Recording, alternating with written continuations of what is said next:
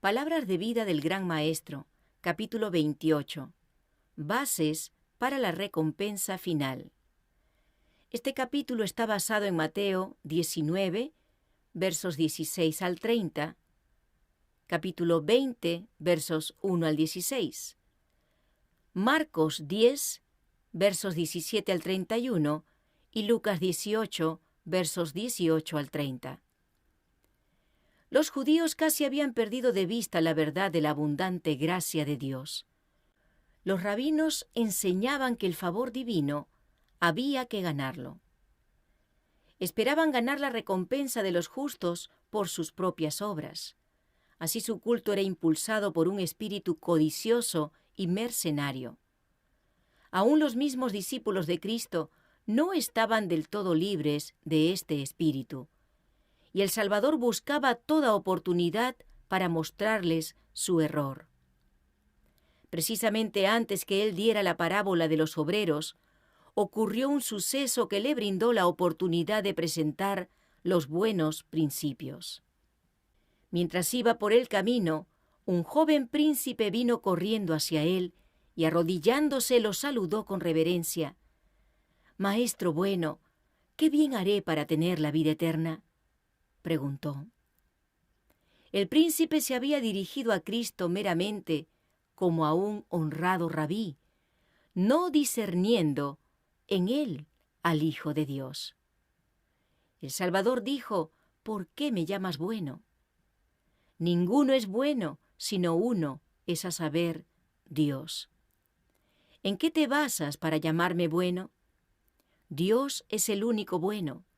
Si me reconoces a mí como tal, me debes recibir como su hijo y representante». Si quieres entrar en la vida, añadió, guarda los mandamientos. El carácter de Dios está expresado en su ley, y para que estés en armonía con Dios, los principios de su ley deben ser la misma fuente de cada acción tuya. Cristo no disminuye las exigencias de la ley. En un lenguaje inconfundible, presenta la obediencia a ella como la condición de la vida eterna. La misma condición que se requería de Adán antes de su caída. El Señor no espera menos del alma ahora que lo que esperó del hombre en el paraíso. Perfecta obediencia, justicia inmaculada. El requisito que se ha de llenar bajo el pacto de la gracia es tan amplio como el que se exigía en el Edén. La armonía con la ley de Dios, que es santa, justa y buena. A las palabras, guarda los mandamientos, el joven respondió, ¿cuáles? Él pensaba que se refería a algunos preceptos ceremoniales, pero Cristo estaba hablando de la ley dada desde el Sinaí. Mencionó varios mandamientos de la segunda tabla del Decálogo, y entonces los resumió todos en el precepto: amarás a tu prójimo como a ti mismo. El joven respondió sin vacilación: todo esto guardé desde mi juventud. ¿Qué más me falta? Su concepción de la ley era externa y superficial. Juzgado por una norma humana, él había conservado un carácter intachable.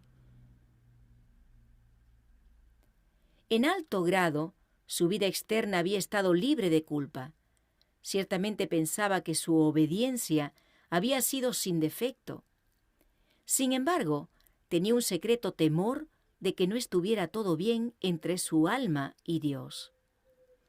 Esto fue lo que lo indujo a preguntar: ¿qué más me falta? Si quieres ser perfecto, dícele Jesús, anda, vende lo que tienes y dalo a los pobres, y tendrás tesoro en el cielo, y ven, sígueme. Y oyendo el mancebo esta palabra, se fue triste, porque tenía muchas posesiones. El que se ama a sí mismo es un transgresor de la ley. Jesús deseaba revelarle esto al joven, y le dio una prueba que pondría de manifiesto el egoísmo de su corazón. Le mostró la mancha de su carácter. El joven no deseaba mayor iluminación. Había acariciado un ídolo en el alma. El mundo era su Dios. Profesaba haber guardado los mandamientos, pero carecía del principio, que es el mismo espíritu y la vida de todos ellos. No tenía un verdadero amor a Dios o al hombre. Esto significaba la carencia de algo que lo calificaría para entrar en el reino de los cielos. En su amor a sí mismo y a las ganancias mundanales, estaba en desacuerdo con los principios del cielo. Cuando este joven príncipe vino a Jesús, su sinceridad y fervor ganaron el corazón del Salvador. Mirándole, amóle. En este joven vio él a uno que podría ser útil como predicador de justicia. Él quería recibir a este noble y talentoso joven tan prestamente como recibió a los pobres pescadores que lo siguieron. Si el joven hubiera consagrado su habilidad a la obra de salvar almas, habría llegado a ser un diligente obrero de éxito para Cristo. Pero primeramente debía aceptar las condiciones del discipulado. Debía consagrarse a sí mismo sin reservas a Dios. Al llamado del Salvador, Juan, Pedro, Mateo y sus compañeros, dejadas todas las cosas, levantándose, le siguieron. La misma consagración se exigió del joven príncipe. Y en esto, Cristo no pidió un sacrificio mayor del que Él mismo había hecho. Por amor de vosotros se hizo pobre, siendo rico, para que vosotros por su pobreza fueseis enriquecidos. El joven rico solo tenía que seguir el camino recorrido por Cristo. Cristo miró al joven y anheló que le entregara su alma. Anheló enviarlo como un mensajero de bendición a los hombres. En lugar de aquello que lo invitó a entregarle, Cristo le ofreció el privilegio de su compañía. Sígueme, dijo. Este privilegio había sido considerado como un gozo por Pedro, Santiago y Juan.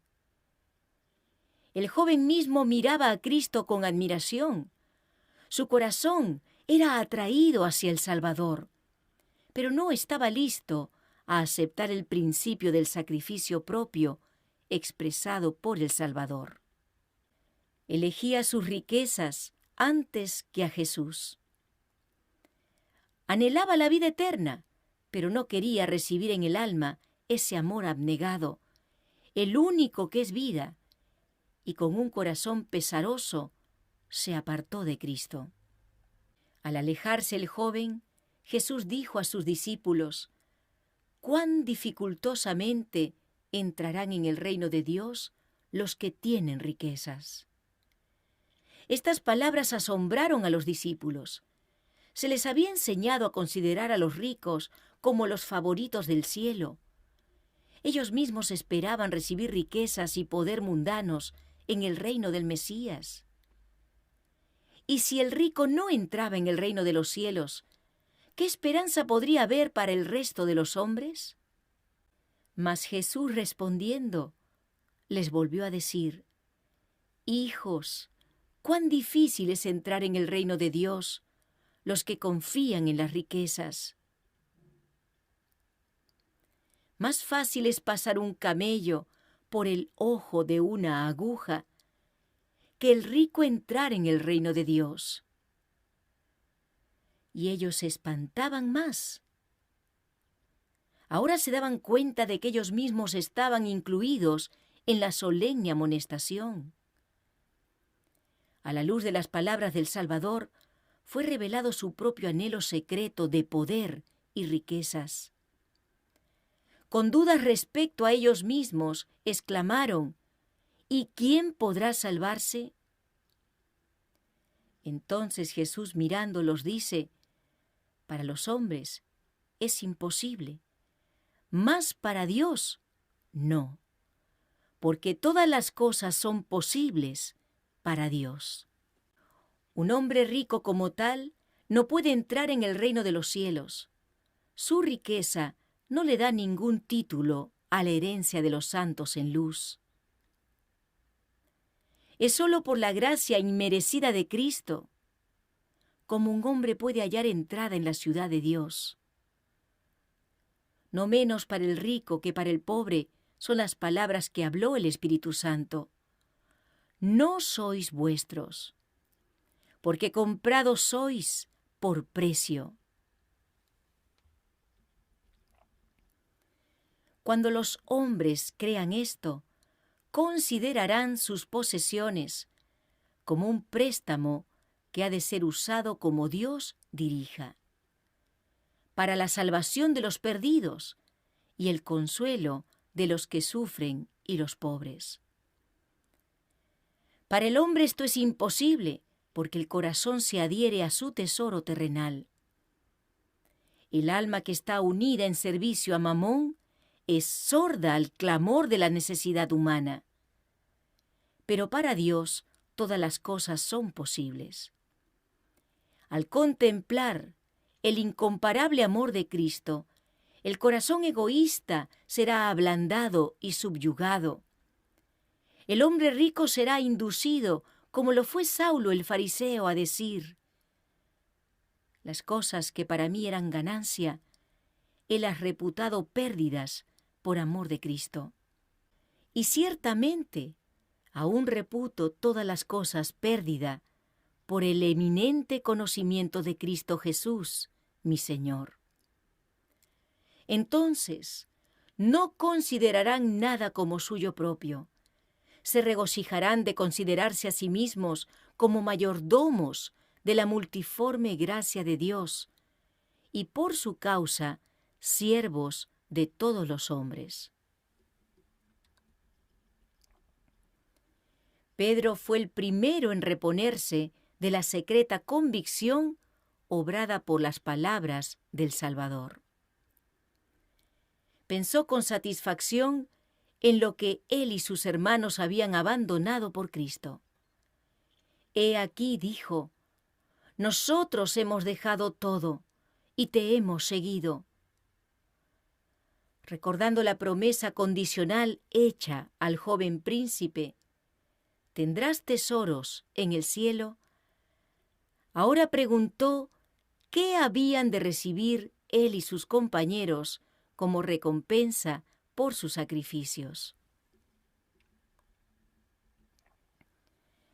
La respuesta del Salvador emocionó los corazones de aquellos pescadores galileos. Pintó honores que sobrepujaban sus más altos sueños. De cierto os digo que vosotros que me habéis seguido en la regeneración, cuando se sentará el Hijo del Hombre en el trono de su gloria, vosotros también os sentaréis sobre 12 tronos, para juzgar a las 12 tribus de Israel. Y añadió: no hay ninguno que haya dejado casa, o hermanos, o hermanas, o padre o madre, o mujer o hijos, o heredades, por causa de mí y del Evangelio, que no reciba 100 tantos ahora en este tiempo, casas y hermanos y hermanas y madres e hijos y heredades, con persecuciones. Y en el siglo venidero, la vida eterna. Mas la pregunta de Pedro, ¿qué pues tendremos?, había revelado un espíritu que, de no ser corregido, haría ineptos a los discípulos para ser mensajeros de Cristo. Era el espíritu del asalariado. Aunque habían sido atraídos por el amor de Cristo, los discípulos no estaban completamente libres del farisaísmo. Todavía trabajaban con el pensamiento de merecer una recompensa en proporción a su labor. Acariciaban un espíritu de exaltación y complacencia propias, y hacían comparaciones entre ellos. Cuando alguno de ellos fracasaba en algún respecto, los otros se sentían superiores. Para que los discípulos no perdieran de vista los principios del Evangelio, Cristo les relató una parábola que ilustraba la manera en la cual Dios trata con sus siervos y el espíritu con el cual Él quiere que trabajen para Él. El reino de los cielos, dijo Él, es semejante a un hombre, padre de familia, que salió por la mañana a ajustar obreros para su viña. Era costumbre que los hombres que buscaban empleo esperaran en el mercado, y allá iban los contratistas a buscar siervos. Se representa al hombre de la parábola saliendo a diferentes horas para emplear obreros.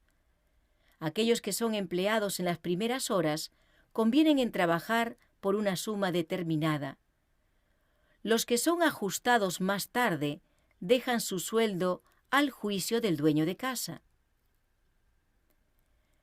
Y cuando fue la tarde del día, el señor de la viña dijo a su mayordomo: «Llama a los obreros y págales el jornal, comenzando desde los postreros hasta los primeros». Y viniendo los que habían ido cerca de la hora 11, recibieron cada uno 1 denario. Y viniendo también los primeros, pensaban que habían de recibir más, pero también ellos recibieron cada uno 1 denario. El trato del jefe de la casa con los obreros de su viña representa la forma en que Dios se relaciona con la familia humana. Dicho trato es contrario a las costumbres que prevalecen entre los hombres. En los negocios mundanales se otorga la compensación de acuerdo con la obra realizada. El obrero espera que se le pague únicamente lo que gana, pero en la parábola Cristo estaba ilustrando los principios de su reino, un reino que no es de este mundo.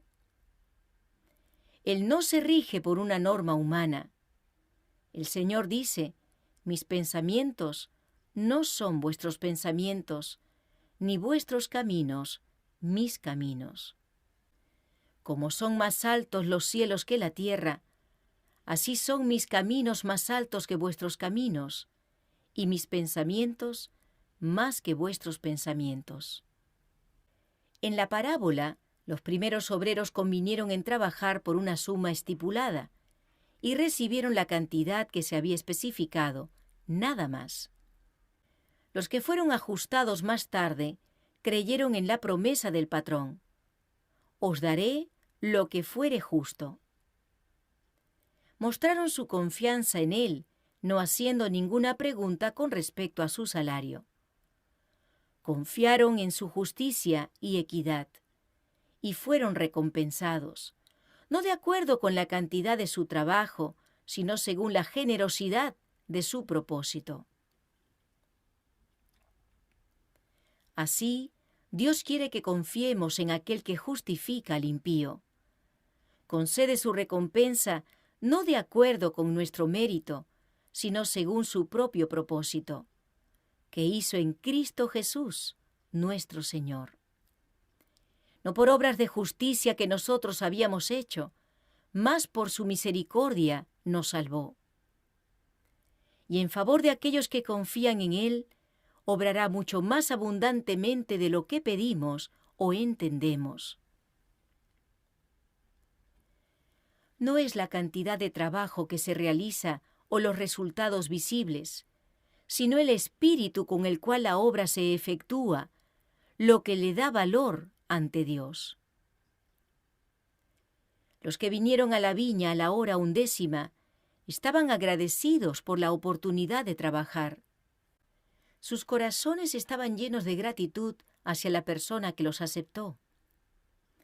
Y cuando al final de la jornada el jefe de la casa les pagó por el día entero, estaban grandemente sorprendidos. Sabían que no habían ganado ese salario, y la bondad revelada en el semblante de su empleador los llenó de gozo. Nunca olvidaron la bondad del dueño de la casa, ni la generosa recompensa que habían recibido. Esto es lo que ocurre con el pecador, que conociendo su falta de méritos, ha entrado en la viña del Señor a la hora 11.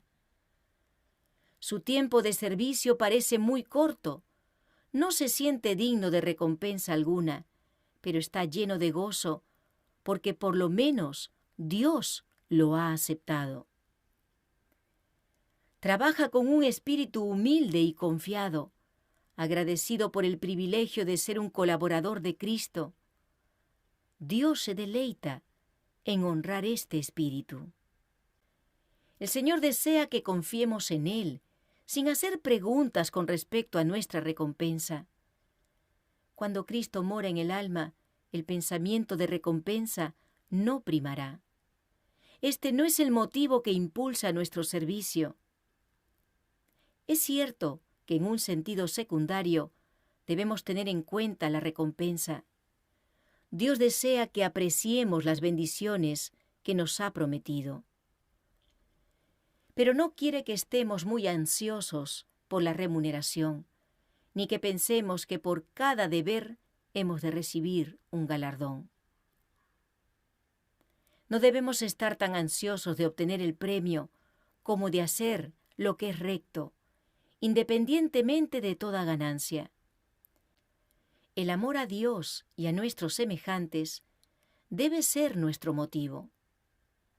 Esta parábola no excusa a los que oyen el primer llamamiento a trabajar, pero no entran en la viña del Señor.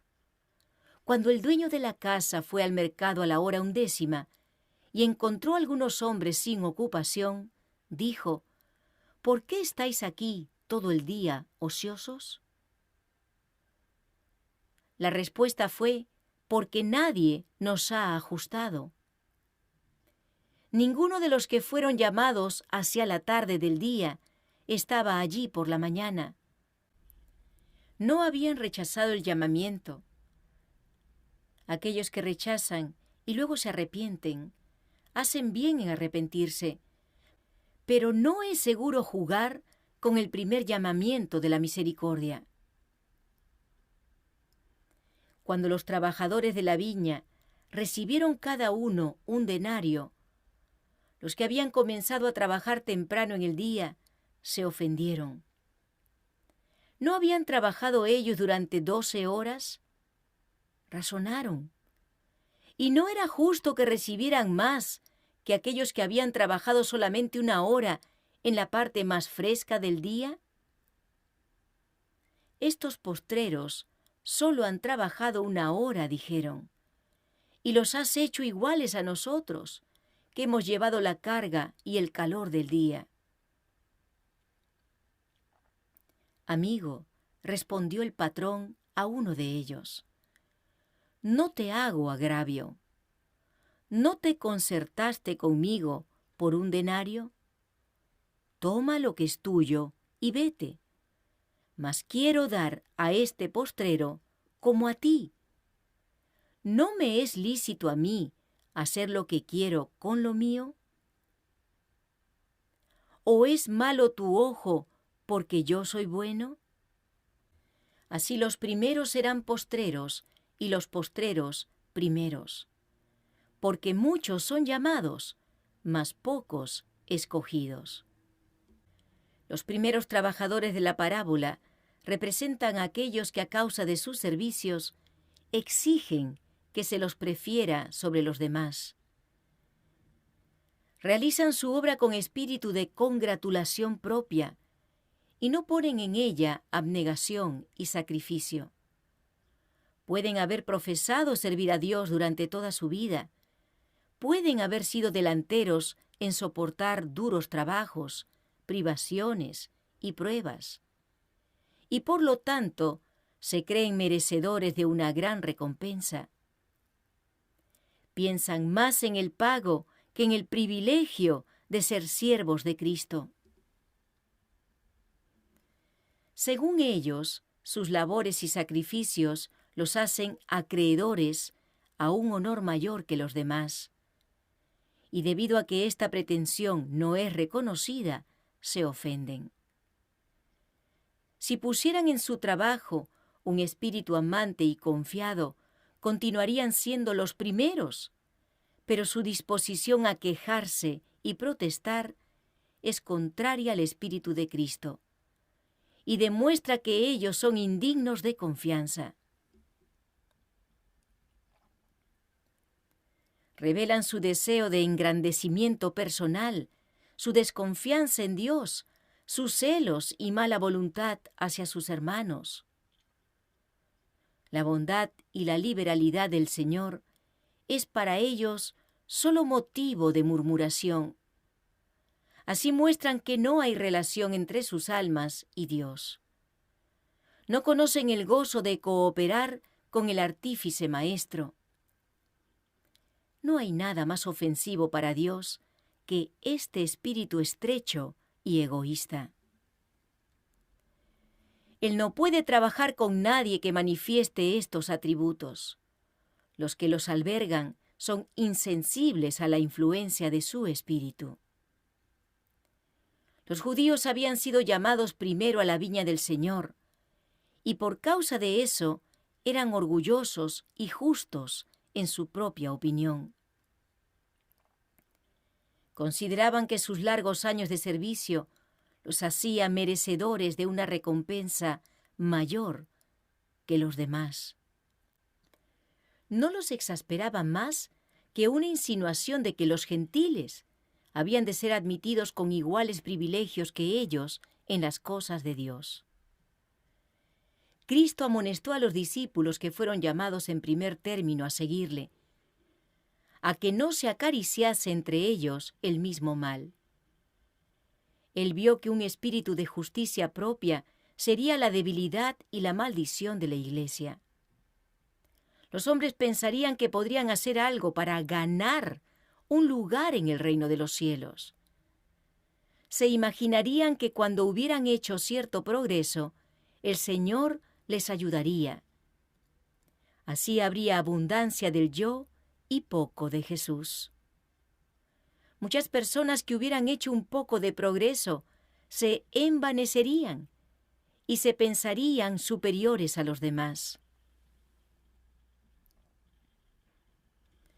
Estarían ansiosas de ser aduladas y manifestarían celo si no se las considerase más importantes que a otros. Cristo trata de guardar a sus discípulos de este peligro. El jactarnos de nuestros méritos está fuera de lugar. No se alabe el sabio en su sabiduría, ni en su valentía se alabe el valiente, ni el rico se alabe en sus riquezas.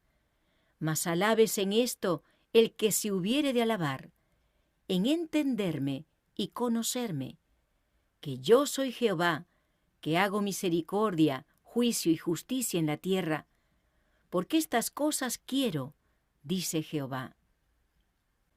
El premio no se otorga por las obras, a fin de que nadie se alabe, mas es todo por gracia. ¿Qué pues diremos que halló Abraham nuestro padre según la carne? Que si Abraham fue justificado por las obras, tiene de qué gloriarse, mas no para con Dios. Porque, ¿qué dice la Escritura? Y creyó Abraham a Dios, y le fue atribuido a justicia. Empero al que obra no se le cuenta el salario por merced, sino por deuda. Mas al que no obra, pero cree en aquel que justifica al impío, la fe le es contada por justicia.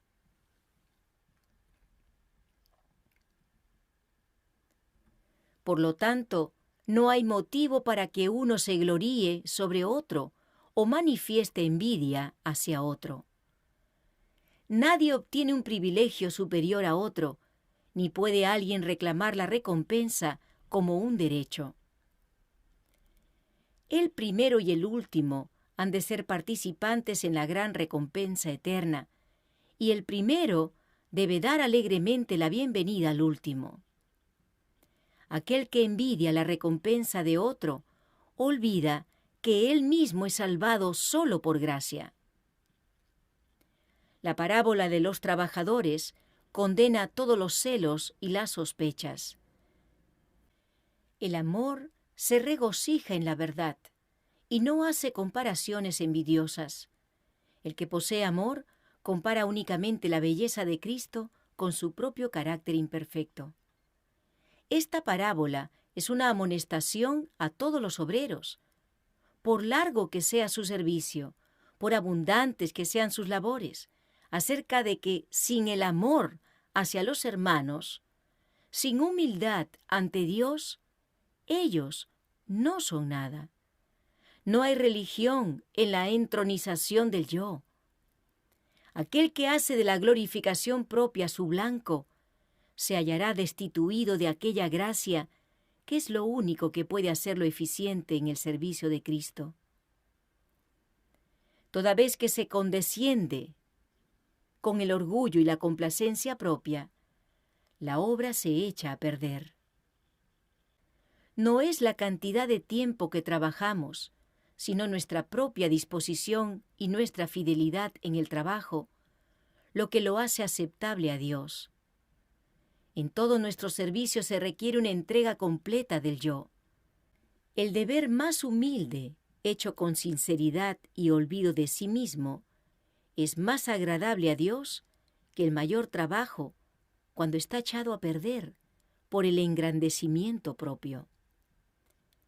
Él mira para ver cuánto del Espíritu de Cristo abrigamos y cuánta de la semejanza de Cristo revela nuestra obra. Él considera mayores el amor y la fidelidad con que trabajamos que la cantidad que efectuamos. Tan solo cuando el egoísmo está muerto, cuando la lucha por la supremacía está desterrada, cuando la gratitud llena el corazón y el amor hace fragante la vida, tan solo entonces Cristo mora en el alma y nosotros somos reconocidos como obreros juntamente con Dios. Por cansador que sea su trabajo, los verdaderos obreros no lo considerarán como un tráfago penoso. Están dispuestos a gastarse y ser gastados, pero es un trabajo gozoso, hecho con un corazón alegre. El gozo en Dios se expresa por medio de Cristo Jesús. Su gozo es el que le fue propuesto a Cristo, que haga la voluntad del que me envió y que acabe su obra. Están cooperando con el Señor de la gloria. Este pensamiento dulcifica toda faena, fortalece la voluntad, vigoriza el espíritu para todo lo que pueda ocurrir. Trabajando con un corazón abnegado, ennoblecido por ser participante de los sufrimientos de Cristo, compartiendo sus simpatías y cooperando con Él en su labor, ellos ayudan a acrecentar su gozo y producen honor y alabanza a su exaltado nombre. Este es el espíritu de todo verdadero servicio para Dios. Debido a una falta de ese espíritu, muchos de los que parecen ser primeros llegarán a ser últimos, mientras que aquellos que lo poseen, aunque se los considere como últimos, llegarán a ser primeros. Hay muchos que se han entregado a Cristo y, sin embargo, no ven la oportunidad de hacer una gran obra o grandes sacrificios en su servicio. Estos pueden encontrar consuelo en el pensamiento de que no es necesariamente la entrega que se hace en el martirio la que es más agradable a Dios. Puede ser que no sea el misionero que diariamente ha soportado el peligro y encarado la muerte, el que se destaque en primer plano en los registros celestiales. El cristiano que lo es en su vida privada, en la entrega diaria del yo, en la sinceridad de propósito y la pureza de pensamiento, en la mansedumbre que manifiesta bajo la provocación, en la fe y en la piedad, en la fidelidad en las cosas menores. Aquel que en la vida del hogar representa el carácter de Cristo, tal persona, a la vista de Dios, puede ser más preciosa que el misionero o el mártir mundialmente conocido. Oh, cuán diferentes son las normas según las cuales Dios y los hombres miden el carácter. Dios ve muchas tentaciones resistidas, de las cuales el mundo y aún los amigos más cercanos nunca saben nada. Tentaciones en el hogar, en el corazón. Él nota la humildad que siente el alma al ver su propia debilidad, el sincero arrepentimiento hasta de un pensamiento que es malo. Él ve la devoción ferviente a su servicio. Él ha notado las horas de dura batalla con el yo, una batalla que gana la victoria. Todo esto lo saben Dios y los ángeles. Un libro de memoria es escrito ante Él para aquellos que temen a Dios y piensan en su nombre.